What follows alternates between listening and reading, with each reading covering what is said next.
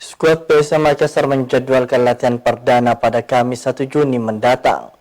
Seluruh pemain PSM akan berkumpul melakukan persiapan untuk menghadapi laga terdekat melawan Bali United pada babak playoff Liga Champions Asia.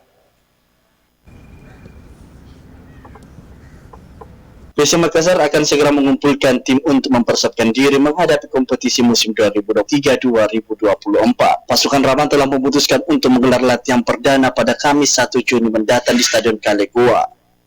Seluruh pemain PSM dijadwalkan akan berkumpul pada latihan perdana tersebut, termasuk pemain yang baru direkrut.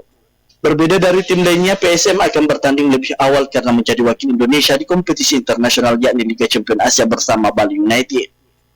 Dua tim tersebut akan saling berhadapan memperebutkan satu tiket lewat babak playoff. Bali United akan menjadi lawan perdana PSM di musim 2023-2024.